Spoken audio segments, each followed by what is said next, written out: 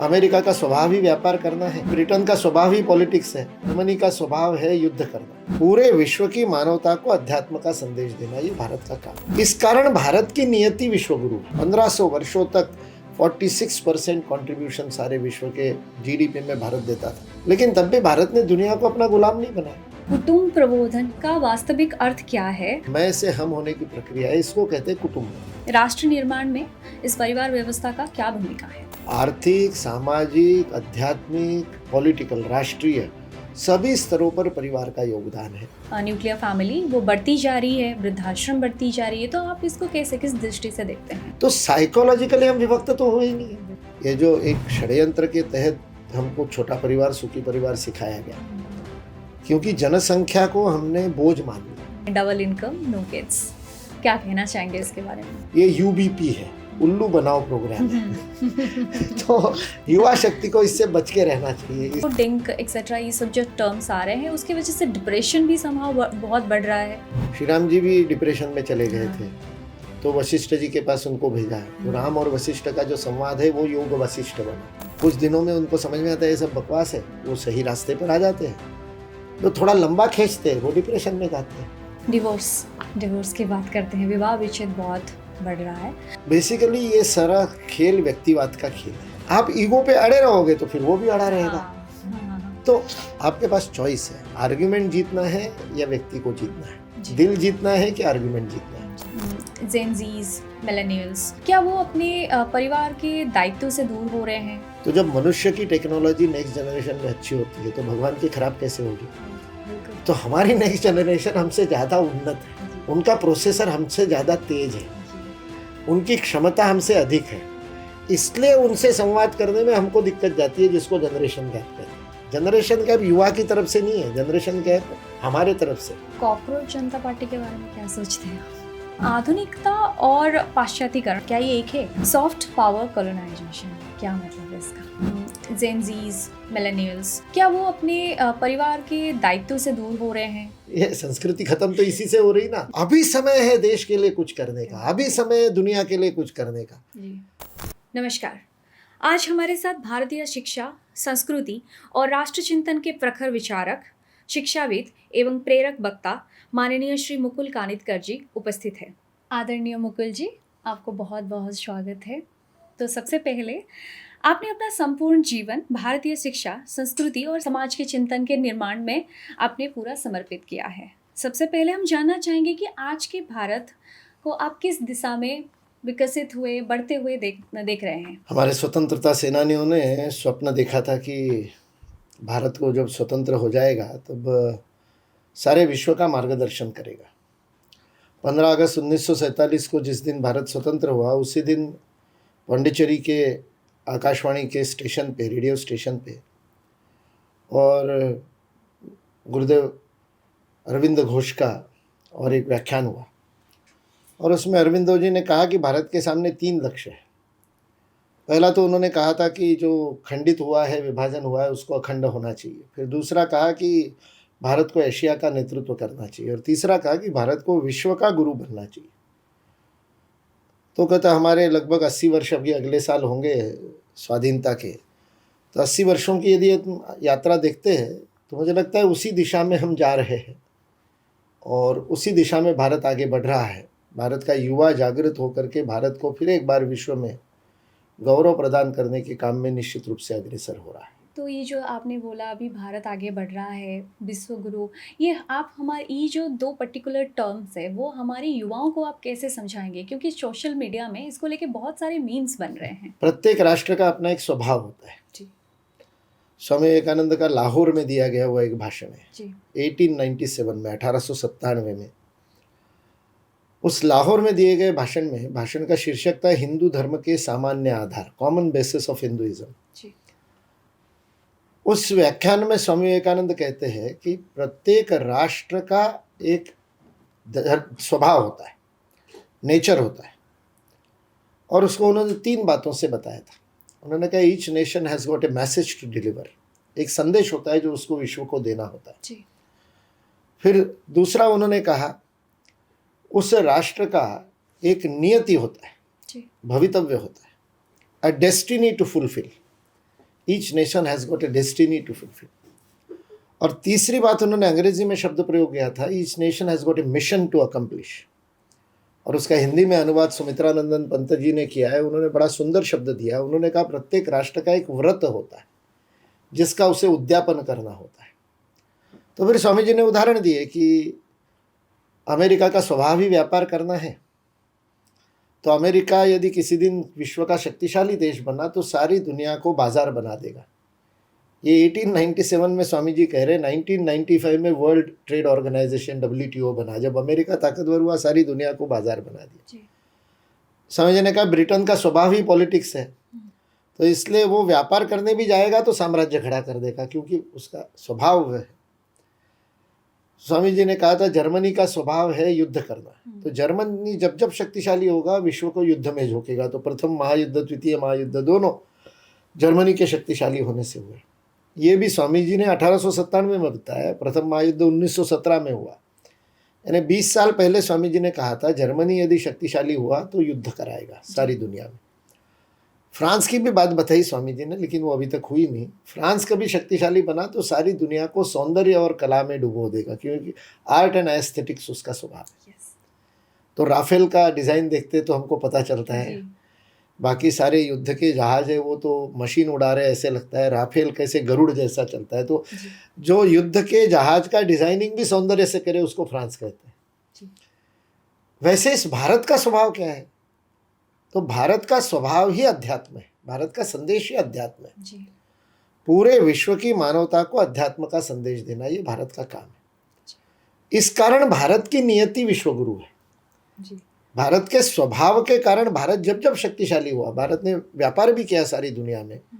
Angus medicine ने लिखा है कि भारत दुनिया का नंबर 1 देश था।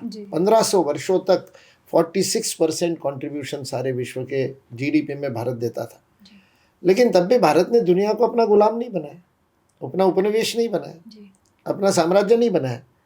तो भारत का स्वभाव ही है कि दुनिया का मार्गदर्शन करना, इसलिए हम विश्वगुरु कहते हैं। तो विश्वगुरु बनना ये भारत की नियति है, भारत का स्वभाव है। भारत शक्तिशाली बनेगा तो विश्व का राजा नहीं बनेगा, विश्व का व्यापारी नहीं बनेगा, विश्व का गुरु बनेगा। ये भारत का स्वभाव है। जी, आज कुटुंब प्रबोधन जैसे विषय राष्ट्रीय स्तर पे चर्चा का केंद्र बनता जा रहा है। आपके अनुसार इसका वास्तविक अर्थ क्या है और ये जो इस समय में इसकी आवश्यकता क्या है? मनुष्य को हमेशा अपने मन को विस्तारित करने की इच्छा रहती है, अकेला नहीं रह सकता।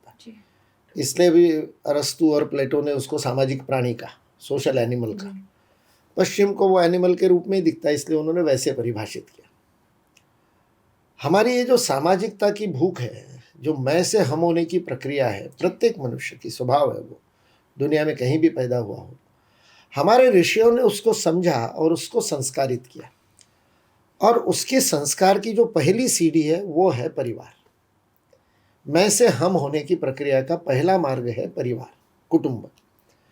कुटुंब में हम सारे मतभेद दूर करके एक दूसरे के प्रति आत्मीयता का भाव सहजता से अनुभव करते हैं। जी। दूसरे के यश से, दूसरे की सफलता से, दूसरे के कुछ अच्छा होने से आनंद होता है तो परिवार में होता है। पड़ोसी से भी ईर्ष्या होती है, लेकिन परिवार में ईर्ष्या नहीं होती। जी। तो ये जो आत्मीयता है, मैं से हम होने की प्रक्रिया है, इसको कहते हैं कुटुंब। तो इसमें बहुत सारी बाधाएं आती रहती है। और आज जिस प्रकार से समाज में व्यक्तिवाद आगे बढ़ रहा है, उसके कारण कुटुंब में प्रश्न आते हैं। तो इसलिए कुटुंब प्रबोधन की आवश्यकता है। पहले सहजता से होता था, पहले संयुक्त कुटुंब थे तो सहजता से सब साथ में रहते थे, तो प्रबोधन अपने आप हो जाता था, सहजता से सीखता था आदमी। आज सहजता से नहीं हो रहा है, इसलिए विशेष प्रयास करने पड़ेंगे। तो कुटुंब प्रबोधन का बहुत सरल सा अर्थ है कुटुंब में संवाद प्रारंभ करना। और संवाद बोलते माता पिता कहते हैं हम तो बोलते हैं लेकिन बच्चे ही नहीं शेयर करते जी। तो संवाद का अर्थ ही है सुनना, सुनाना नहीं जी। संवाद का अर्थ है समझना, समझाना नहीं। तो समझाना वगैरह तो बहुत कर लिया, समझना चालू करें, सुनना चालू करें। तो इसलिए हम अपने परिवार में साथ में बैठ कर के बातचीत करना शुरू करें। ये कुटुंब प्रबोधन है। छोटा बच्चा होता है, विद्यालय से घर आता है तो माँ का पल्लू पकड़ करके माँ को कहता है माँ आज ऐसा हुआ, माँ आज ऐसा हुआ, उसके साथ ये मेरा झगड़ा हुआ, उसने ये कहा, शिक्षक ने क्या कहा, टीचर ने क्या कहा, सब बताता है। धीरे धीरे माँ उसको झिड़कती है कि अरे क्या रोज रोज वही वही बात बताता है, मत बता, मेरे को काम है। उस कारण उसका संवाद बंद होता है। जी। तो जिस समय उसको सर्वाधिक आवश्यकता होती है, जिसको आजकल आप टीनेज कहते हैं, किशोरावस्था में जब वो आता है, उस समय उसको सर्वाधिक संवाद की आवश्यकता होती है। उस समय परिवार में संवाद बंद हो गया तो फिर वो बाहर संवाद करता है, उसी में से फिर लव जिहाद वगैरह जैसी बातें आती हैं। तो मुझे कई बार लगता है कि यदि परिवार में किशोरी टीनेज लड़की यदि परिवार में अपने माँ से, अपने पिता से संवाद कर सके तो वो उसका पैर फिसलने की संभावना कम रहेगी बाहर में। जी। तो इसलिए कुटुंब प्रबोधन का सरल सा अर्थ है संवाद। जी, जो हम केरला स्टोरी में देखते हैं। हाँ, हर मतलब सामान्य घर में भी देखते हैं ना। जी। हर हर घर की कहानी है कि माँ कहती है कि हमारा सुनना नहीं मानते। हाँ जी। सुनता नहीं है बेटा, जी। बेटी सुनती नहीं है, मैं तो सब बताती हूँ, वो सुनती नहीं है। सबकी माँ कहती होगी, आपकी भी माँ कहती होगी, मेरी भी माँ कहती है। ये क्यों हुआ? क्योंकि सुनाने में ही लगे हैं सब लोग। जी। उस बच्चे से बात करोगे तो बच्चा कहेगा ये समझते नहीं है, जी। क्या माँ से बात करूं।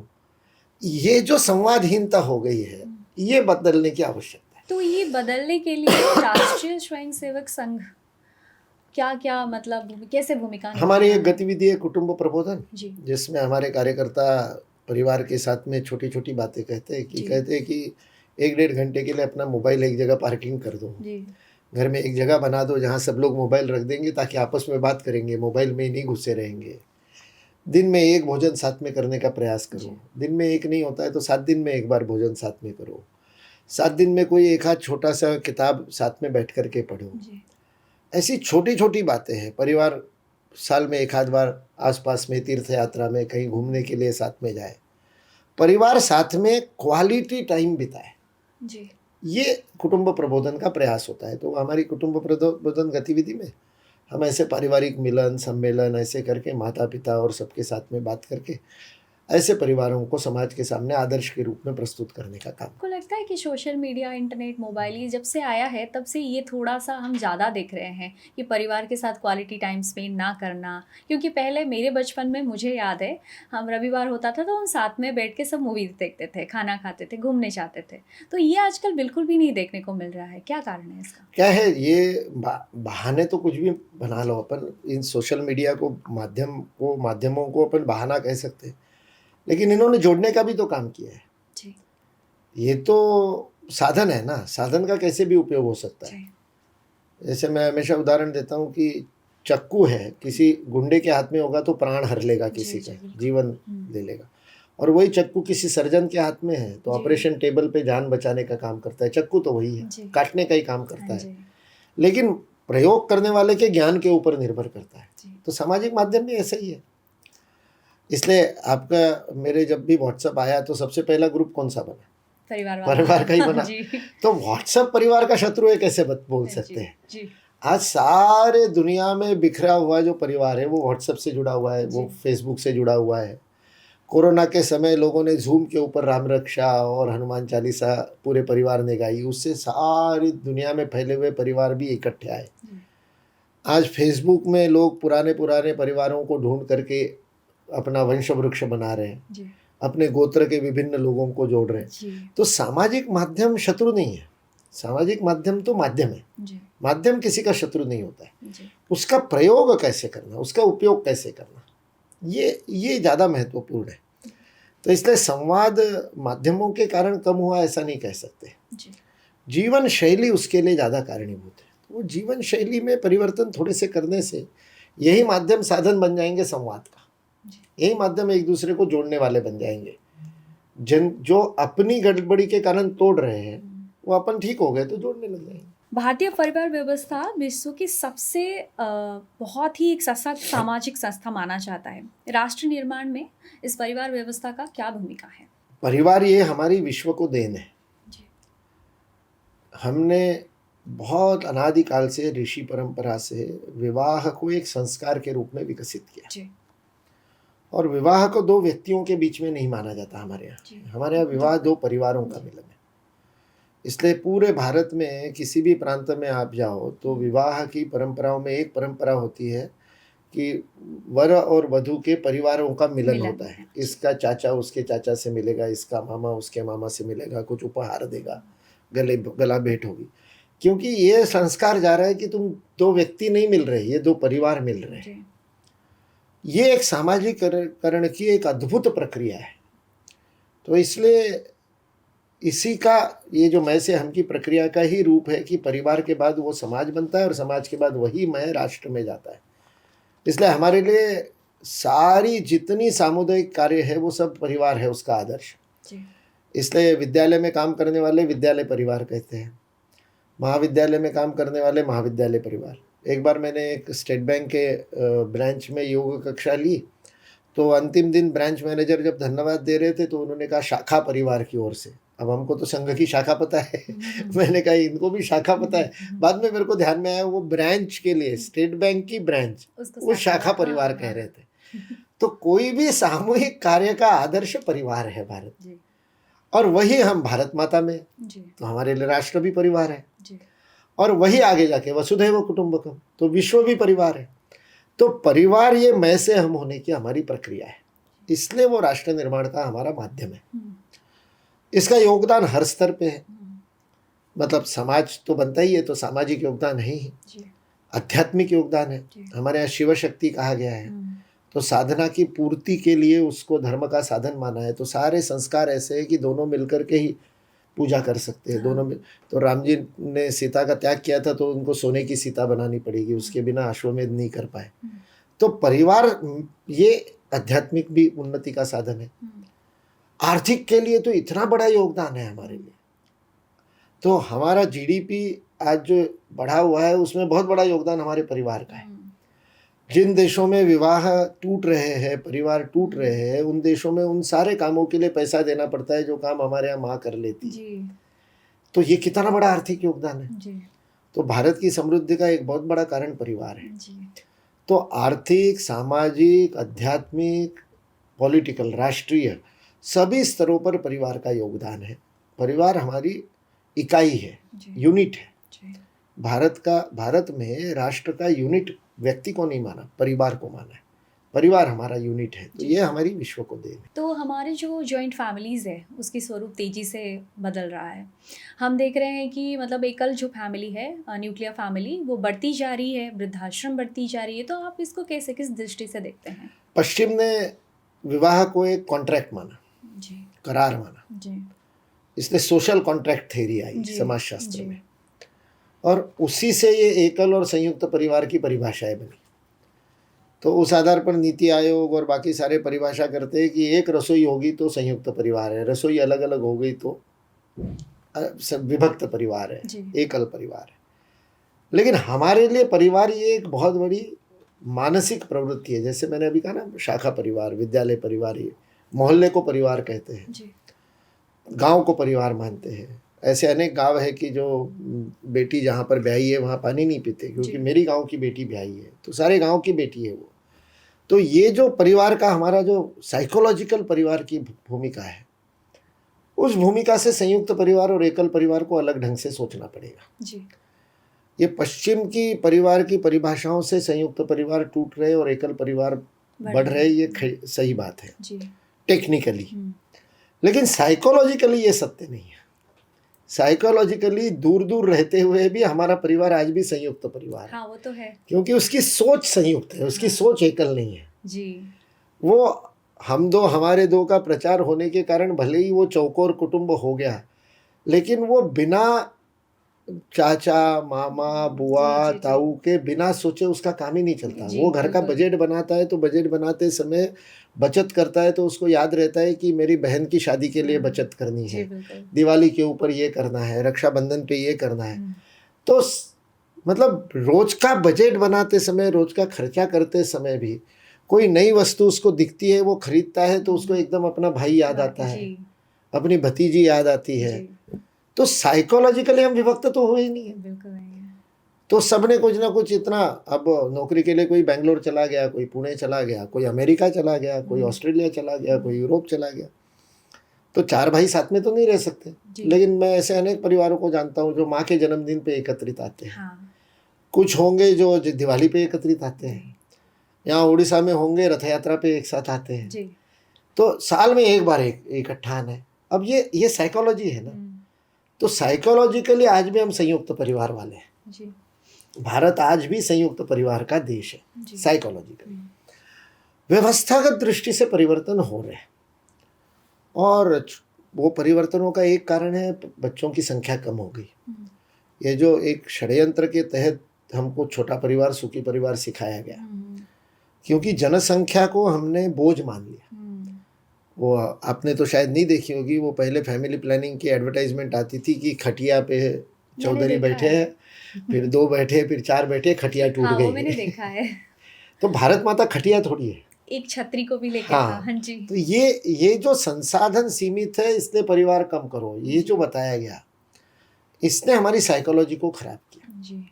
और आज उसका परिणाम हमको दिखाई दे रहा है कि हम TFR रेट कम हो गया हमारा। इलॉन मस्क कह रहा है कि भारत का TFR रेट 1.94 हो गया तो हमारी आबादी कम हो जाएगी, युवा कम हो जाएंगे। उसके आंतरिक असंतुलन तो और बड़ी विचित्र बात है, मतलब आर्थिक भी असंतुलन है, मजहब के संप्रदाय के भी असंतुलन है, रीजन वाइज भी असंतुलन है। तो मज़ेदार बात है कि गरीब लोग 4 बच्चे पैदा कर रहे हैं और जो पाल सकते हैं वो एक पैदा कर रहे हैं। तो ऐसे बहुत कारण हैं। इन कारणों से जो आपने कहा ना, वृद्धाश्रम जैसी बातें इस कारणों से आई। तो फिर वो बेचारा नौकरी के लिए कहीं दूर गया हुआ है तो माता पिता की तरफ ध्यान नहीं दे पाता है, तो फिर उसको लगता है कि किसी ऐसी जगह पर मैं रखूं जहां माता पिता का पूरा अच्छी तरह से ध्यान रखा जाए। तो केवल घर में नहीं बनती इसलिए वृद्धालय में भेजना, ये जो फिरकियों में रील में जो देखते हैं वही कारण नहीं होता है जी।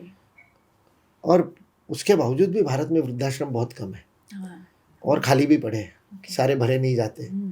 हमारे कई कार्यक्रम शिविर वृद्धाश्रम में होते हैं, तो मैंने कहा अरे वृद्धाश्रम में वहाँ कैसे शिविर होगा? नहीं, बोले हमने 16 कमरे बनाए थे, 4 ही कमरे बुक हुए हैं।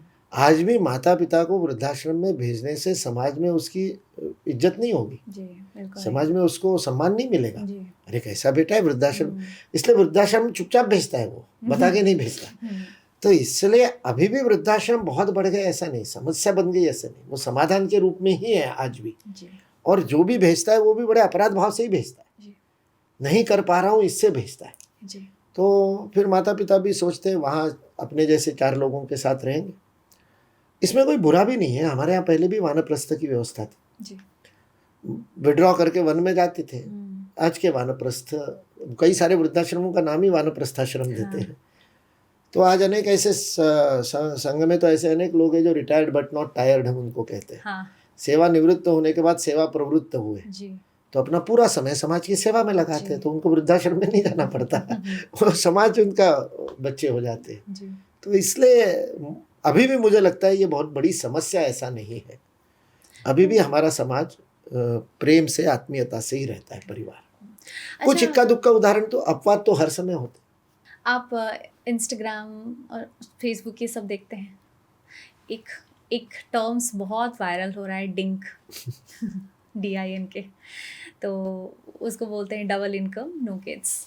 क्या कहना चाहेंगे इसके बारे में? बेसिकली क्या है, ये जो मार्केटिंग की जो सारी दुनिया है, व्यापार की जो दुनिया, एडवर्टाइजमेंट की, विज्ञापन की दुनिया, उस विज्ञापन की दुनिया को छोटे छोटे शब्द, एब्रीविएशन जिसको कहते हैं, लघु शब्द गढ़ने पड़ते हैं, उसी से उनकी दुकान चलती है। तो अमेरिका में जब 1930 में आर्थिक मंदी आई, तब विलियम केन्स नाम का एक इकोनॉमिस्ट हुआ, उन्हें केन्जियन थ्योरी थी, उसको केन्जियन थ्योरी कहते हैं। उसने कहा कि जितना खर्च करोगे उतना GDP बढ़ेगा। तो कंजम्पशन बेस्ड इकोनॉमी, ये उसका मंत्र था। तो कंजम्पशन कैसे बढ़ेगा? आपने बताया कि आप बचपन में सारा परिवार मिलकर के एक टीवी देखते थे, फिर तो आप एक ही टीवी खरीदोगे एक परिवार में। अब मेरे को मेरे 4 टीवी बेचने हैं, तो मेरे को उसके लिए विज्ञापन करना पड़ेगा कि रिमोट के लिए लड़ाई मत करो, हर रूम में टीवी लगाओ। तो व्यापार के लिए ये सारी चीजें होती है। तो उसी में योलो आया, यू ओनली लिव वंस, एक ही जन्म तो है, सब कुछ करके देखो, भोग के देखो। तो भोग तब बढ़ेगा, भोग बढ़ेगा तो कंजम्पशन बढ़ेगा, कंजम्पशन बढ़ेगा तो प्रोडक्शन बढ़ेगा, प्रोडक्शन बढ़ेगा तो GDP। ये उनका गणित। हमारा एग्जैक्टली अपोजिट।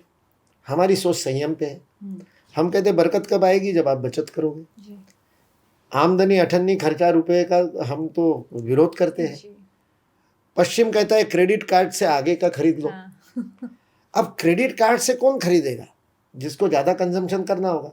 तो उनके लिए ये फॉर्मूला लेकर के है, double income no kids. Kids तो जिम्मेवारी है, हाँ तो इसलिए आपको ज्यादा भोग करना है तो आपको ज्यादा ईएमआई भरनी है, ज्यादा ईएमआई भरनी है तो डबल इनकम चाहिए।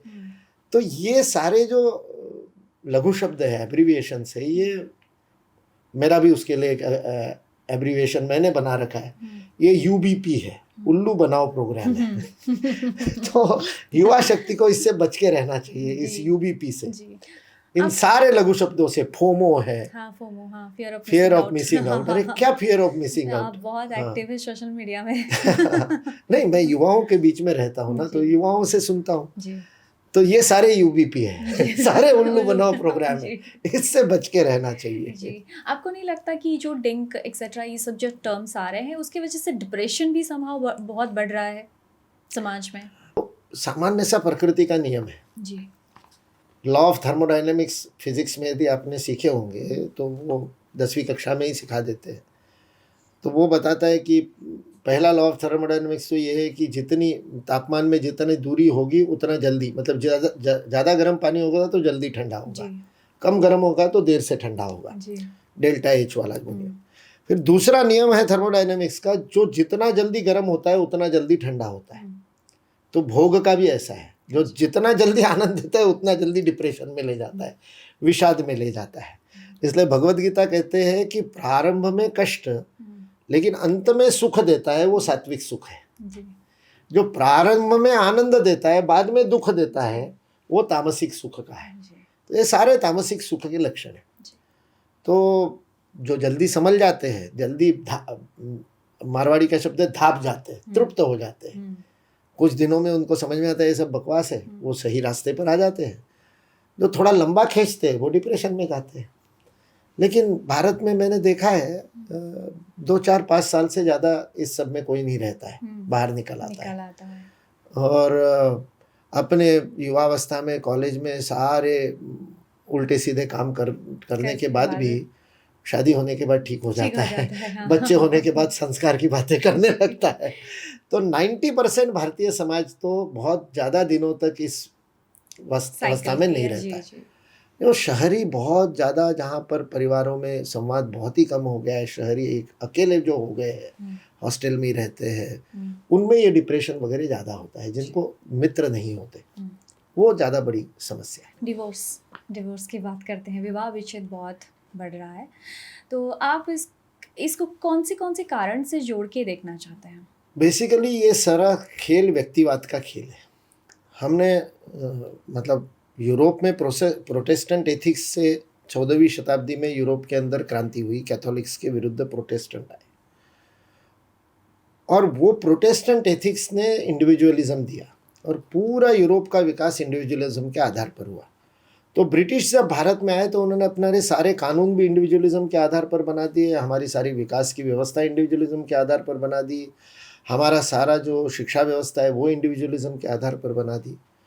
तो इंडिविजुअलिज्म जहाँ पर आने लगता है, बढ़ने लगता है, वहाँ पर एडजस्टमेंट कठिन हो जाता है। तो अहंकार के कारण बहुत ज़्यादा दिक्कतें होती है। तो मज़ेदार बात ऐसी है कि हमारे यहाँ तो शब्दावली है विद्या ददाति विनयम। तो जितनी अधिक विद्या होगी उतना हम्बल होगा, ह्यूमिलिटी बढ़ेगी, विनय बढ़ेगा। आज हम देखेंगे तो जो जितना ज़्यादा पढ़ा लिखा होगा उसका उतना ज़्यादा ईगो होता है। 10वीं तक पढ़ा होगा तो कम ईगो होगा, 12वीं पढ़ लेगा तो ईगो और बढ़ जाएगा, एमए कर लेगा तो और पीएचडी कर लिया तो फिर तो देखो ही मत। तो विवाह टूटने का मुख्य कारण ईगो है जी।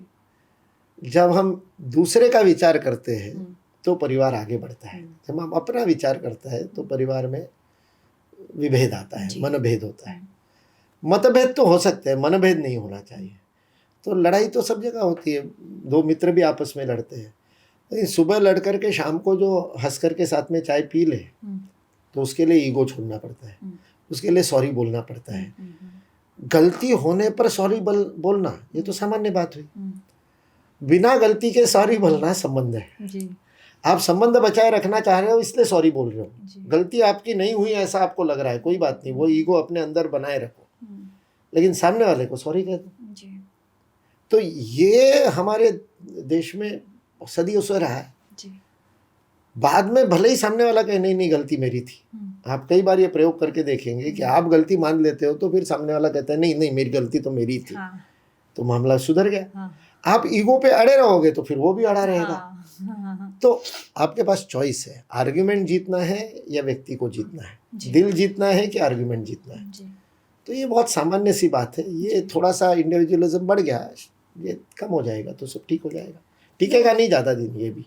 2024 विजयादशमी के उत्सव पर राष्ट्रीय स्वयंसेवक संघ के माननीय सरसंघ चालक जी ने एक टर्म का, एक वर्ड का यूज़ किया, उल्लेख किया है, सॉफ्ट पावर कॉलोनाइजेशन। क्या मतलब है इसका? बेसिकली ये स्ट्रेटेजिक थिंकिंग में एक संकल्पना है CNP, जी कॉम्प्रिहेंसिव नेशनल पावर। जी जो स्ट्रेटेजिक चिंतन करने वाले लोग होते हैं, मतलब ये जो अपने रॉ वगैरह जैसी एजेंसीज होती है या NSA है, वो जब प्लानिंग करते हैं तो वो GDP वगैरह का विचार नहीं करते। वो कहते हैं GDP तो ऊपर नीचे होता रहेगा। वो गणना करते हैं किसी भी राष्ट्र की कॉम्प्रिहेंसिव पावर क्या है। उस कॉम्प्रिहेंसिव नेशनल पावर के दो भाग बताए गए हैं, एक सॉफ्ट पावर है, एक हार्ड पावर है। तो इकोनॉमी, मिलिट्री, ये सब हार्ड पावर में आता है।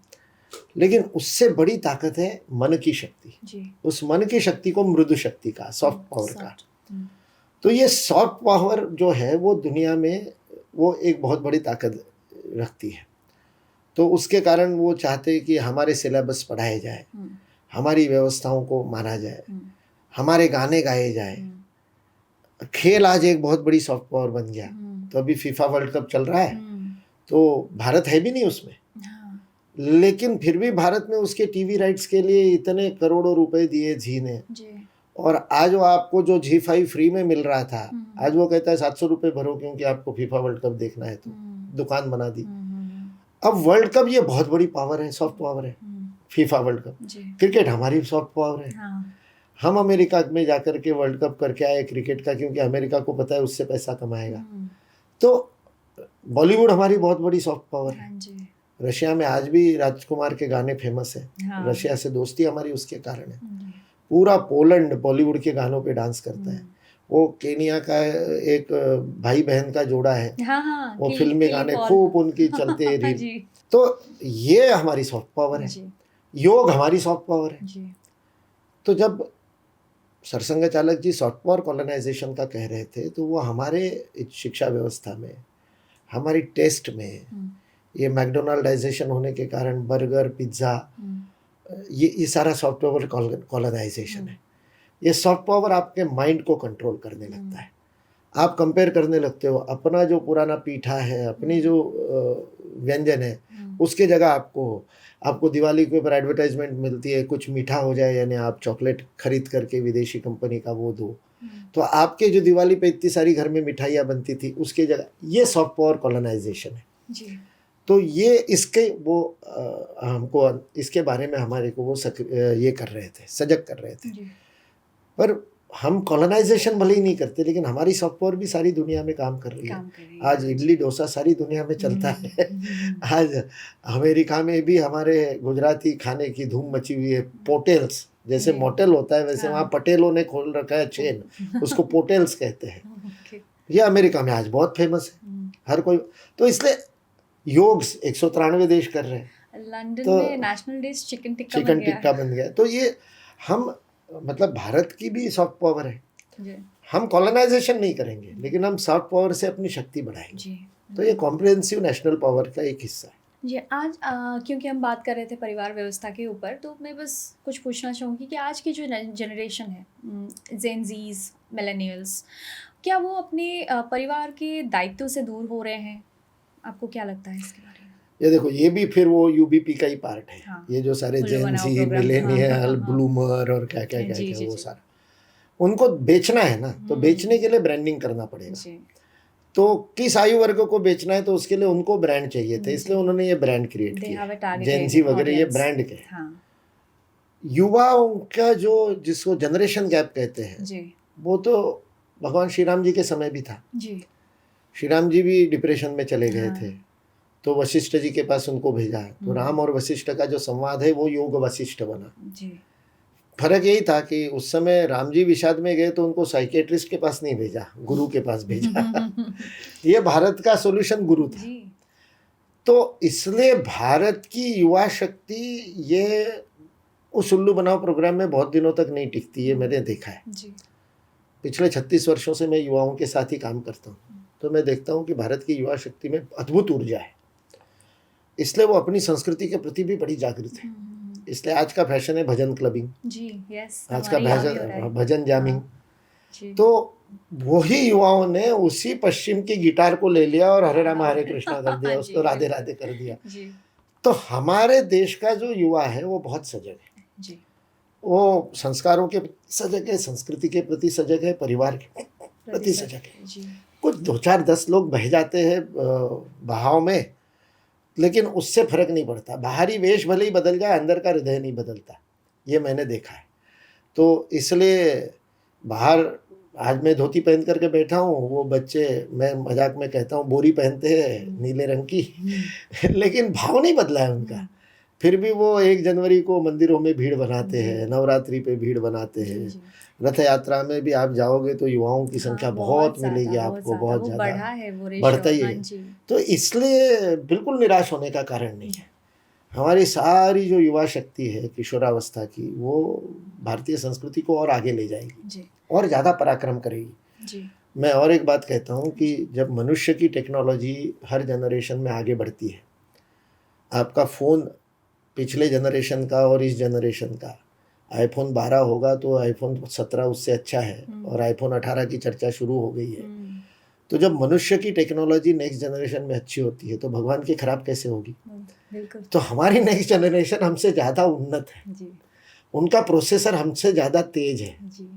उनकी क्षमता हमसे अधिक है, इसलिए उनसे संवाद करने में हमको दिक्कत जाती है, जिसको जनरेशन गैप कहते हैं। जनरेशन गैप युवा की तरफ से नहीं है, जनरेशन गैप हमारे तरफ से। जी। इसलिए आपने कहा ना कि मैं सोशल मीडिया पे, मेरे को फोमो भी पता है, योलो भी पता है, क्योंकि मुझे जनरेशन गैप नहीं रखना। मेरे को उनकी भाषा सीखनी पड़ेगी, उनसे बात करनी है, तो मेरे को उनके प्रोसेसर की गति से चलना पड़ेगा। क्योंकि मेरा तो 57 साल पुराना 486 का ही प्रोसेसर है, और मैं जो आज के उनके क्वाड कोर से, क्वांटम कंप्यूटिंग से बात करनी है, तो मुझे अपग्रेड होना पड़ेगा। I can not expect them to slow down. तो इसलिए नई जनरेशन ये कभी भी प्रॉब्लम नहीं रही भारत में हमारे लिए हमेशा गर्व का विषय रही। हम उसके लिए मॉडिफाई होने को तैयार है, वो हमारे लिए मॉडिफाई होने को तैयार है। रूप बदलेगा बाहर से, संस्कृति और संस्कार नहीं बदलेंगे। अच्छा, ये क्योंकि हमारी बात अभी जेनजीज के ऊपर हो रहा है, तो ये जो free soul, woke culture, LGBTQ++, ये सब के बारे में भी थोड़ा व्याख्या कर दीजिए। बेसिकली वही फिर से सारा षड्यंत्र जो है वो इंडस्ट्री का षड्यंत्र है, ये सारा फार्मा इंडस्ट्री का षड्यंत्र है। जी। फार्मा इंडस्ट्री में रिसर्च करते हैं एक काम के लिए, और उसमें से निकलती दूसरी बात है। जैसे 70 80 90 के दशक में अमेरिका में सबसे बड़ी समस्या नींद की थी, नींद नहीं आती थी, अभी भी है। हम लोगों को ये कल्पना ही नहीं हो सकती, हम तो कहीं भी सो लेते हैं। भारतीय रेल की जनरल बोगी में भी नींद आ जाती है, इसलिए मेरी एक परिभाषा है, मैंने कहा जो कहीं भी सो सकता है वो हिंदू है। क्लासरूम में भी सो सकता है, भागवत में भी सो लेता है, रामायण कथा में भी सोता है, जो कहीं भी सोता है, तो किसी मित्र ने कहा सोते ही रहता है, बार बार जगाना पड़ता है, वो हिंदू है। लेकिन इसलिए हम समझ नहीं पाते, पर अमेरिका में उनका नेशनल एवरेज है पिल्स का, स्लीपिंग पिल्स का 12 स्लीपिंग पिल पर पर्सन पर डे। क्योंकि एक गोली खा के नींद नहीं आती तो 2 खानी पड़ती है, 2 से नींद नहीं आती तो 4 खानी पड़ती है, एवरेज 12 गोलियां खानी पड़ती है एक दिन में, प्रतिदिन। तो आप, ये एवरेज है, यानी कुछ 20 भी खाते होंगे, कुछ 5 भी खाते होंगे, एवरेज 12 है। तो ये उनकी स्थिति। तो जब इसके ऊपर काम शुरू किया तो मॉर्फिन से गए, अफीम से गए हेरोइन में। हेरोइन बनाने के बाद में उन्होंने इतनी सारी चीज़ें निकली, तो पूरा ड्रग का कल्चर खड़ा हुआ, फार्मा के रिसर्च से ड्रग कल्चर खड़ा हुआ। बाद में ओबेसिटी उनके लिए बड़े प्रॉब्लम होगी, तो उसमें से ये सप्लीमेंट आ गए, प्रोटीन सप्लीमेंट, फलाना सप्लीमेंट। अभी उनकी जो सबसे बड़ी समस्या है विकसित देशों की, वो है इम्पोर्टेंसी, नपुंसकता। एक अनुमान के अनुसार अमेरिका में 60% एडल्ट, स्त्री पुरुष दोनों, इम्पोर्टेंट है। और कारण क्या बताया उन्होंने कि बचपन में जिस समय उनकी आयु नहीं हुई है उसी समय वो सारी गंदगी देख लेते हैं। टीवी के ऊपर था पहले, अब मोबाइल में आ गया, तो मन से उन्होंने सब कर लिया। तो जब शरीर से करने की बात आई तब उसके लायक नहीं रहे। तो फार्मा इंडस्ट्री उस पर रिसर्च करने लगी कि पावर कैसे बढ़ाई जाए, यौन शक्ति कैसे बढ़ाई जाए, उसके लिए गोलियां, उसके लिए ये वो सब चला। वो करते करते ब्रेक थ्रू मिला हार्मोन थेरेपी का, कि हार्मोन दो, पुरुष को टेस्टोस्टेरोन दो, स्त्री को प्रोजेस्टेरोन दो, तो उनकी क्षमता बढ़ेगी। इम्पोर्टेंसी को दूर करने के लिए हार्मोन थेरेपी शुरू हुई। पहले इंजेक्शन देने पड़ते थे, फिर तो पिल्स में आ गई। जब हार्मोन पिल्स में आ गए तब उनको समझ में आया, अरे ये तो बहुत मजेदार बात हो गई। अब उन्होंने थेरेपी बना ली, 6 महीने आप गोली ले लो तो आप लड़के से लड़की बन सकते हो, लड़की से लड़का बन सकते हो। लेकिन आप क्यों लड़की बनना चाहोगे, आप क्यों लड़का बनना चाहोगे? तो उसके लिए वातावरण बनाना था। वो वातावरण बनाने के लिए LGBTQ, वोकिज्म, ये सारा नैरेटिव लेकर के आए। जेंडर एक नेचुरल है, साइकोलॉजिकल है। मतलब हमारे कोर्ट में चला, सुप्रीम कोर्ट में, उसमें तर्क दिए गए कि जो लिंग है, सेक्स है, वो तो नेचुरल है, शारीरिक है, लेकिन जेंडर तो साइकोलॉजिकल है। तो वो कोई लड़का कहता है आज मेरे को लड़की जैसा लग रहा है, तो आज के लिए मैं लड़की हूँ। तो अमेरिका में ये स्थिति हो गई कि लड़कियों के स्पोर्ट्स में लड़के खेलने लगे, क्योंकि आज मेरा जेंडर, मैं आज वुमेन जेंडर का हूँ। तो जो ओलंपिक में गोल्ड मेडल लेती थी अमेरिका की धाविका, वो अमेरिकन नेशनल में गोल्ड मेडल नहीं मिल सकता था उसको, क्योंकि पुरुष दौड़ते थे उनके साथ में कि आज मैं स्त्री हूँ। ये अभी डोनाल्ड ट्रम्प ने बंद किया वो सब, लेकिन सारे कॉलेजेस में और उसमें ये तमाशा हो गया। अब वो उनको कह रहे कि 6 महीने तुम लड़की बन करके देख लो। They have started calling themselves them, they. हाँ, तो ये सारा प्रोनाउन वगैरह का ये नैरेटिव खड़ा किया इंडस्ट्री ने हार्मोन थेरेपी को पॉपुलराइज करने के लिए। तो ये मार्क्सिस्ट, कल्चरल मार्क्सिस्ट लोगों का फेमिनिज्म का ये नैरेटिव है, और उसको चला रहे ग्लोबल मार्केट फोर्सेस। तो ये उसके पीछे का रस है, wokeism, free soul, LGBTQ। Wokeism क्या है? इसी को उन्होंने कहा कि ऐसा आप नहीं करते हो तो आप सोए हुए हो, पुराने हो। आप जागरूक कब हो? जब आप इसको मानते हो कि ये तो नेचुरल है, लेस्बियन हो सकता है, गे हो सकता है। जब आप उसको स्वीकार करते हो, देन यू आर वोक। वो कहने जगे हुए। अरे वोकिज्म का हमारा मंत्र तो विवेकानंद ने दिया, arise awake and stop not till the goal is उत्तिष्ठत जागृत। ये स्वामी विवेकानंद का मंत्र है। सबसे बड़ा वोक तो ये है। उन्होंने वोक की परिभाषा बदल दी। उन्होंने कहा आप गंदगी आपके मन में आएगी तो आप जगे हुए हो। तो ये उन्होंने कैंसल कल्चर का पार्ट है। आपको, आप अच्छे काम कर रहे हो तो आपको दिखाओ कि आप दकियानुसी हो, आप पुराणपंथी हो। तो आपके मन में इंफीरियरिटी कॉम्प्लेक्स चला जाए। धोती क्यों नहीं पहनता आज का लड़का? सबसे कंफर्टेबल है, लेकिन उसको लगता है ये तो मेरे को ये माना जाएगा, गवार माना जाएगा, ग्राम्य माना जाएगा। मैं गर्व से पहनता हूँ, IIT में धोती पहन के जाता हूँ, सब मेरे तरफ देखते हैं तो उनको भी आनंद आता है। वो किए तो वास्तविक वोक को बाहर लाने की जरूरत है। वो शब्द गलत नहीं है, उसकी डेफिनेशन गड़बड़ कर दी। तो ये कॉकरोच जनता पार्टी के बारे में क्या सोचते हैं आप? क्या होता है कि ये सारे विश्व में ये प्रयास किया जा रहा है कि अराजकता आ जाए। अराजकता में इन सबको चांस मिलता है। जैसे युद्ध भी क्यों करते हैं? ईरान में बॉम्बार्डिंग करेंगे, ईरान को ध्वस्त करेंगे, फिर बाद में डील करेंगे, मतलब उसका शांति समझौता करेंगे। समझौते के बाद में अमेरिका की कंपनियां जाकर के ईरान में फिर से कंस्ट्रक्शन करेगी। यही अफगानिस्तान में किया उन्होंने। तो उनको अपना यदि माल बेचना है तो उनको अराजकता चाहिए। कोई देश यदि शांति से अच्छी डेमोक्रेसी चलाता रहेगा तो वो विकसित हो जाएगा। भारत विकसित हो जाएगा तो फिर अमेरिका कंट्रोल कैसे करेगा, चीन कंट्रोल कैसे करेगा? तो सारे दुनिया के देश चाहते हैं कि ऐसे जो देश है, और खास करके भारत के प्रति अभी सबको ही डर लग रहा है कि भारत विश्व में बहुत तेजी से आगे बढ़ रहा है, तो वो चाहते हैं कि यहाँ अराजकता बनी जाए। अब भारत में भी कुछ ऐसे लोग हैं जिनको लगता है कि चुनाव तो हम जीत नहीं पाएंगे। तो पहले बड़ा सरल था कि समाज को तोड़ दो जातियों में, और तोड़ करके कुछ 20-25% वोट ले लो तो जीत जाते थे। अब समाज जागृत हो गया, एक हो गया, वो जाति से ऊपर उठ करके अपनी राष्ट्रीय भावना को लेकर के देश के विकास के लिए मत देने लगा, तो चुनाव में जीत के आना मुश्किल हो गया। तो उसके लिए एक थियरी उन्होंने नई गढ़ी जिसको कहा alternate politics, party less politics.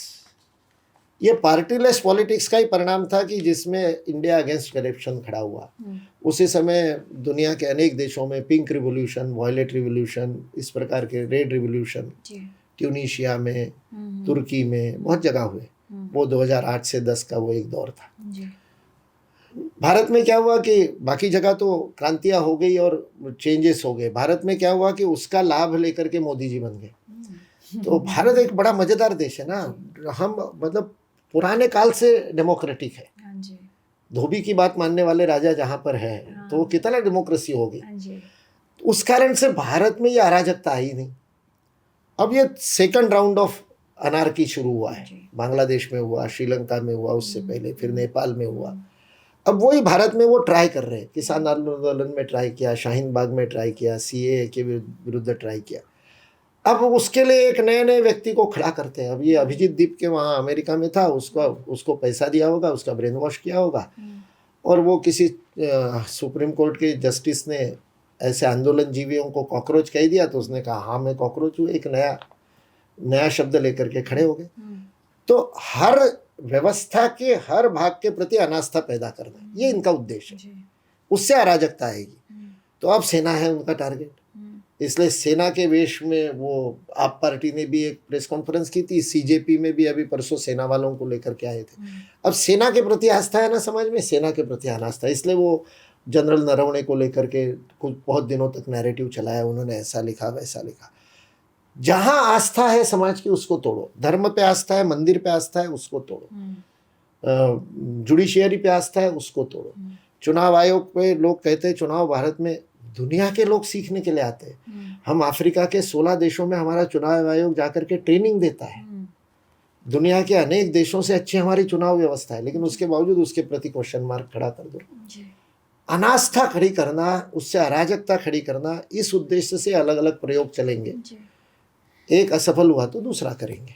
ये हमारा जो आधुनिकता और पाश्चात्यकरण, इसको हमेशा एक माना जाता है, तो आपके हिसाब से क्या है ये, क्या ये एक है? बेसिकली सबसे बड़ी जो सॉफ्ट पावर कॉलोनाइजेशन की जो हम बात कर रहे थे, वो सॉफ्ट पावर कॉलोनाइजेशन का यही एक उनका तरीका रहा कि वो शब्दावली गढ़ते हैं, टर्मिनोलॉजी गढ़ते हैं।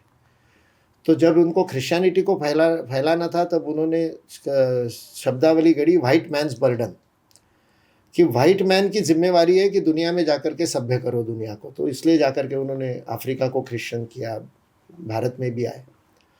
अभी उन्होंने नया शब्दावली प्रयोग की, मॉडर्न बनना है तो आपको वेस्टर्नाइज होना पड़ेगा, और वो काफ़ी हद तक सक्सेसफुल भी हुए। हम यदि हमारे बोलचाल की भाषा में कहें कि वो बड़ा मॉडर्न है, या लड़की के बारे में कहें वो बड़ी मॉडर्न है, तो उसका अर्थ होता है उसकी वेशभूषा वेस्टर्न होगी, उसकी केशभूषा वेस्टर्न होगी, उसकी वैल्यू सिस्टम वेस्टर्न होगी। तो हमारी बातचीत में मॉडर्नाइजेशन इज वेस्टर्नाइजेशन, ये गणित हो गया।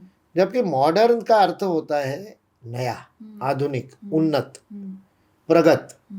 और पाश्चात्य तो प्रगत है नहीं, वो तो उल्टा है, वो तो जंक, खुद ही जंक फूड कहते हैं। फिर जंक फूड मॉडर्न कैसे हो सकता है? वो तो जंक ही है ना, वो तो कचरा ही है। हम कचरे को मॉडर्न मान रहे हैं, हम फटी हुई जीन्स ज्यादा मॉडर्न मान रहे हैं। मतलब ये modernisation is equal to westernisation, इससे बड़ी हास्यास्पद बात दूसरी कोई हो नहीं सकती। इसलिए हमको इसको बदलना चाहिए, और हमको बताना चाहिए कि सबसे आधुनिक तो हमारी संस्कृति है, जो समय के साथ बदलती है। हमारे अंदर कोई रिजिडिटी नहीं है। हमको हरे राम हरे कृष्णा गाने के लिए मृदंग भी चलता है और गिटार भी चलती है। हमको फ्यूजन म्यूजिक में कोई प्रॉब्लम नहीं होती। तो ये जो भारतीयता है वो मॉडर्निटी है, वास्तविक लचीलापन भारत में है। ये बात हमको गर्व के साथ कहना शुरू करना पड़ेगा। हम आएंगे भारतीय गुरुकुल के परंपरा के सवाल पे। तो आपको क्या लगता है कि इसमें क्या ऐसे विशेषताएं हैं जो आज की शिक्षा परंपरा में मतलब उसको इन्वॉल्व करना चाहिए? क्या है, मैकॉले ने जो हटा दिया वो 3 चीज़ें हैं जो आज भी गुरुकुलों में, आज भी देश में 10,000 से अधिक गुरुकुल चल रहे हैं और बहुत सक्सेसफुली चल रहे हैं। और लगभग सब जगह वेटिंग लिस्ट है, कहीं पर भी विद्यार्थियों की कमी नहीं है। माता पिता गुरुकुलों में भेजने के लिए बड़े लालायित थे। हम ही कम पढ़ रहे हैं, उतने गुरुकुल नहीं खोल पा रहे जितनी डिमांड है। विदेशों से डिमांड है। इंडोनेशिया सरकार ने, जब मेरे पास शिक्षण मंडल का दायित्व था, हमको 15 गुरुकुलों के लिए आचार्य भेजने को कहा था। इंडोनेशिया सरकार को गुरुकुल चालू करने। हमारे प्रयास से बेल्जियम में गुरुकुल शुरू हो गया, जापान में गुरुकुल शुरू हुआ है, कनाडा में गुरुकुल शुरू हो गए। सारे विश्व में गुरुकुल की डिमांड है। कमी पड़ रही है आचार्य की, कमी हमारे पास पड़ रही है आचार्य में, क्योंकि अपन प्रयास भी नहीं करते ना। अपन ऑर्गेनिक, ज़्यादा वायरल होने की जगह ऑर्गेनिकली बढ़ना, ये भारत की परंपरा है। जैसे बीज अंकुरित होता है तो 2 पत्ते आते हैं, फिर 4 आते हैं, फिर डालियाँ आती है। हम उसमें विश्वास करते हैं। हम टेस्ट ट्यूब में बना करके बहुत सारे पेड़ एक साथ नहीं लगाते। तो गुरुकुल भी वैसे ही ऑर्गेनिकली बढ़ता है। क्या है गुरुकुल में? तो 3 उसके आधार हैं। गुरुकुल की जो शिक्षा पद्धति है वो अध्ययन केंद्रित है, लर्निंग सेंट्रिक है, टीचिंग सेंट्रिक नहीं है। इसलिए वो कस्टमाइज्ड है, हर छात्र के लिए अलग है, इंडिविजुअलिस्टिक होगा, इंडिविजुअल के अनुसार है। तो इसलिए अध्ययन केंद्रित है। जो अध्यापक है वो केवल सहयोगी है, मेन तो उसी को अध्ययन करना है छात्र को। तो अध्ययन केंद्रित होने के कारण आनंद केंद्रित है। खूब आनंद आता है। हमारे गुरुकुल के बच्चे छुट्टी में घर नहीं जाना चाहते। घर जाते हैं 15 दिन के लिए तो 10वें दिन ही वापस आ जाते हैं। बोले घर में क्या करेंगे, क्योंकि यहाँ आनंद आता है उनको। दिन भर आनंद में खेलते हैं, बोरिंग नहीं होती। जदू कृष्णमूर्ति कहा करते थे, जेल में और स्कूल में व्यक्ति अपने इच्छा से नहीं जाता। इसलिए बोले जब स्कूल छूटने की घंटी होती है तो ऐसे भागते जैसे जेल छूटी हो। गुरुकुल में ऐसा नहीं है, क्योंकि वो आनंद केंद्रित है। और तीसरा है आचार्य केंद्रित। आचार्य उसका प्राण है। तो गुरु से गुरुकुल बनता है। तो अध्ययन केंद्रित, आनंद केंद्रित, आचार्य केंद्रित, ये तीनों बातें अभी राष्ट्रीय शिक्षा नीति के बाद आधुनिक, जिसको ये मैकॉले की शिक्षा है, उसमें भी लाने का प्रयास किया जा रहा है। प्रोजेक्ट बेस्ड लर्निंग की बात हो रही है, लर्निंग सेंट्रिक अप्रोच रखने की बात हो रही है। मज़ेदार बात तो ये डिजिटल एजुकेशन जब से हो गया ना, तब से लर्निंग सेंट्रिक हो गया। अब स्टूडेंट तय करता है मुझे क्या सीखना है, कब सीखना है। वो वीडियो चला करके सीखता है, यूट्यूब के ऊपर पढ़ाई करता है, तो कुछ देर पढ़ता है, बाद में फिर दूसरा वीडियो देखता है। अब उसके हाथ में हो गया, तो लर्निंग सेंट्रिक हो गया।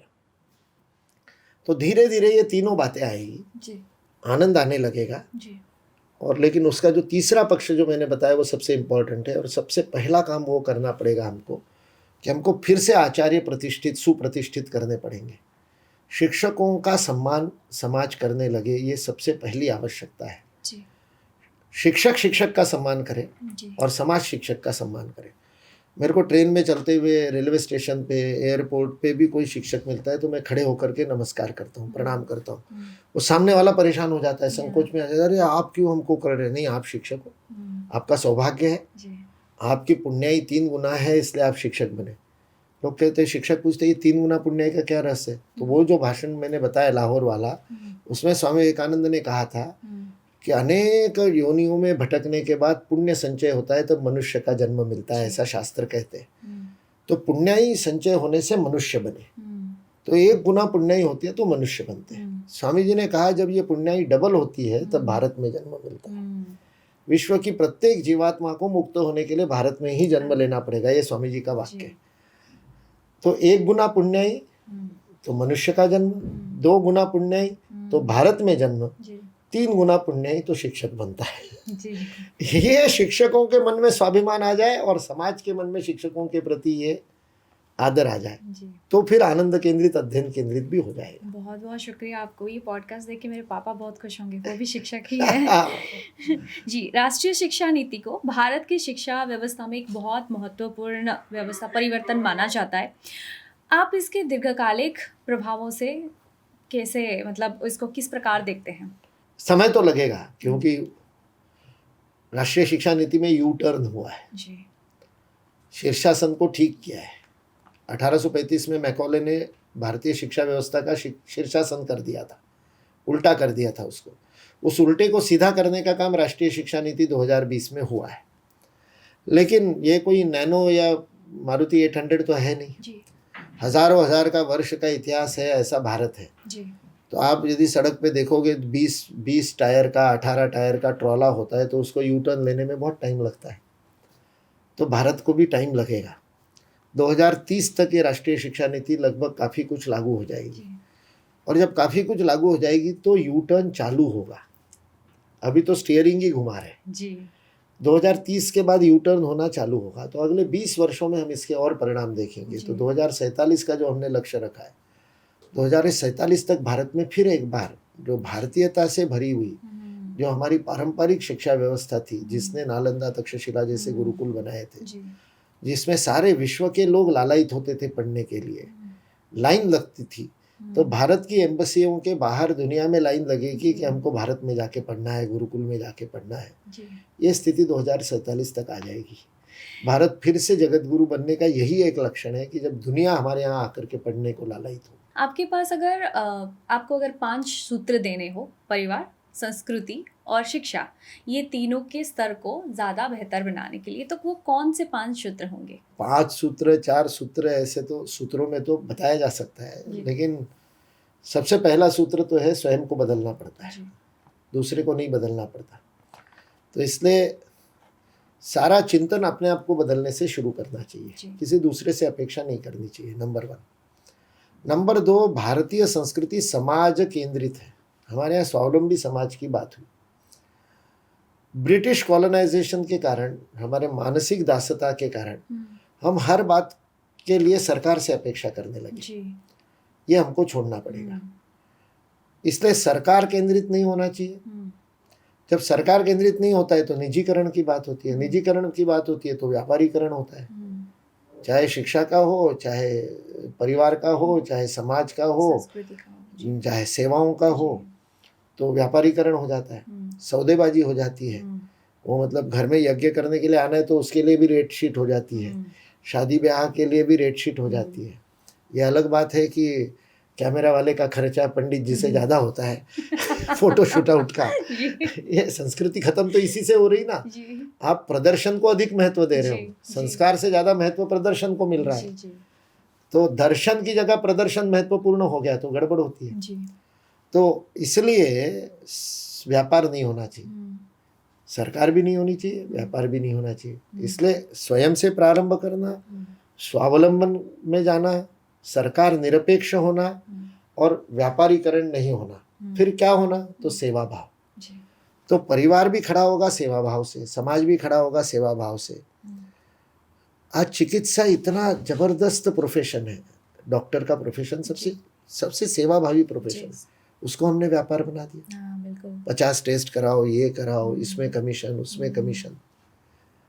फार्मा इंडस्ट्री ने सारा कमीशन, मेडिकल रिप्रेजेंटेटिव जाकर के डॉक्टर को कट दे रहे, पैसा दे रहे।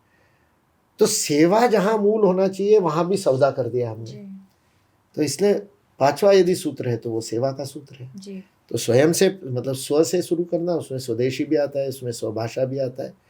स्व से शुरू करना, स्वावलंबी, समाज पोषित, सरकार निरपेक्ष और व्यापार नहीं होना चाहिए, सेवा होनी चाहिए। बहुत बढ़िया, चमत्कार। बहुत बहुत धन्यवाद। आज का सबसे लास्ट प्रश्न आपके लिए, आप हमारे श्रोताओं को, वो प्रत्येक परिवार को, नए जनरेशन को क्या एक ऐसे संदेश देना चाहते हैं? अवसर है जी, हम ऐसे युग में जी रहे जिस समय सहस्त्रों वर्षों से जो हमारे पूर्वजों ने स्वप्न देखा था वो साकार होने वाली ये पीढ़ी है। हमारी आंखों के सामने वो स्वप्न साकार होंगे। भगत सिंह जिसके लिए फांसी पर चढ़ गए हंसते हंसते, उनका स्वप्न आज हमारे सामने साकार हो रहा है। जी, चंद्रशेखर आज़ाद का स्वप्न साकार होता है, सुभाष बोस का स्वप्न साकार हो रहा है, डॉक्टर हेडगेवार का स्वप्न भारत माता को परम वैभवम नेतुमे तत्स्वराष्ट्रम। आज हमारी पीढ़ी ऐसी है, जी, मतलब मैं तो 56-57 साल का हो गया, लेकिन जो आज 15 साल के 16 साल के हैं वो तो बहुत दिनों तक भारत के उस गौरव के क्षणों में जीतेंगे। जी, हमारे भी जीते जी, मरने से पहले हम भारत माता को फिर एक बार अपने वैभव में जाते हुए देख सकते हैं। ये कितना बड़ा अवसर है। जी, मतलब मैं कई बार सोचता हूँ कि इतिहास को पढ़ता हूँ तो मैं सोचता हूँ ये स्वतंत्रता आंदोलन के समय मैं होता तो मैं क्या करता। जी, तो मैं अपने आप से पूछता हूँ, यदि सुभाष चंद्र बोस जब कह रहे थे तुम मुझे खून दो मैं तुम्हें आज़ादी दूंगा, सामने बैठा होता तो मुकुल तू क्या करता? मैंने अपने आप से प्रश्न पूछा, तो मेरे मन से आया मैं भी आज़ाद हिंद सेना में जाता। आने वाली पीढ़ी आपके बारे में ऐसा सोचेगी, जब भारत माता जगत गुरु बन रही थी तुम क्या कर रहे थे। इतना बड़ा अवसर इस पीढ़ी के पास है। अभी हम कंट्रीब्यूट नहीं करेंगे तो कब करेंगे। अभी भी हम अपने स्वार्थ में ही डूबे रहेंगे। मैं, मेरा परिवार, मेरी नौकरी, मेरा EMI, मेरा घर, मेरा बंगला। अभी समय है देश के लिए कुछ करने का, अभी समय है दुनिया के लिए कुछ करने का। तो जो भी इसको सुन रहे हैं उन सबसे मेरा आह्वान है कि this is the right time. अपने आप को समर्पित करो, जितना हो सके देश के लिए करो। जो कर रहे हो वो देश के लिए करो। आप अच्छे वक्ता हो देश के लिए, आप अच्छे गायक हो देश के लिए, आप अच्छे लेखक हो देश के लिए, आप अच्छे वकील हो देश के लिए, आप अच्छे डॉक्टर हो देश के लिए, आप अच्छे शिक्षक हो, अपनी पूरी की पूरी पीढ़ी को राष्ट्रभक्त खड़ा करो। तो आज अवसर है देश के लिए कुछ करने का। तो ऐसे अद्भुत स्वर्णिम काल में हम जी रहे हैं जिस समय हम कुछ कर सकते हैं, परिणामकारी कर सकते हैं। ऐसे समय चूक गए तो फिर तो गड़बड़ हो जाएगी, फिर तो आने वाली पीढ़ी में हम रोते रहेंगे। वो हॉकी का मैच हो रहा था, एक टीम जीत गई, दूसरी हार गई। जीतने वाली टीम ने 5-5 गोल किए और हारने वाली टीम हार गई। जीतने वाली टीम नाच रही थी, लेकिन एक खिलाड़ी था वो चुपचाप कोने में उदास बैठा था। तो आपके जैसा कोई पत्रकार पहुंच गया कैमरा लेकर के कि तुम्हारी टीम जीत गई, तुमको आनंद नहीं हुआ? बोले हाँ बहुत आनंद हुआ। बोले फिर तुम एक तरफ बैठे हो, रो रहे हो, उदास बैठे हो। बोले पूरे 4 हाफ हुए। आजकल 4 होते हैं हॉकी में, 15-15 मिनट के। पूरा 1 घंटा हॉकी का खेल हुआ। मेरी टीम ने दूसरी टीम पे 5-5 गोल किए। मैं पूरे 1 घंटा मैदान में था, लेकिन एक भी बार मेरी हॉकी में गेंद नहीं लगी। तो इस जीत में मेरा कंट्रीब्यूशन नहीं है। तो इसलिए जब भारत माता परम वैभव पर पहुंचेगी, जगत गुरु हो जाएगी, तो आपकी स्थिति उस खिलाड़ी जैसी नहीं हो। अभी हॉकी का मैच चल रहा है, गोल लग रहे, दे धनाधन आप भी 2-4 गोल लगा दो, आप भी कुछ देश के लिए कर दो, नहीं तो फिर रोते रहोगे। जी बिल्कुल, मैं बिल्कुल नहीं चाहती हूँ कि पॉडकास्ट खत्म हो। आपको सुनने का मन पूरा दिन कर रहा है। आपको बहुत बहुत शुक्रिया। आज हमारे श्रोताओं ने भी आपसे बहुत कुछ मार्गदर्शन लिया होगा, और मैं सच में चाहती हूँ कि जो नया जनरेशन है वो आपको सुने, हमारे साथ जुड़े और राष्ट्रीय स्वयं सेवक संघ में भी आए। और आपको बहुत बहुत शुक्रिया। बहुत बहुत धन्यवाद।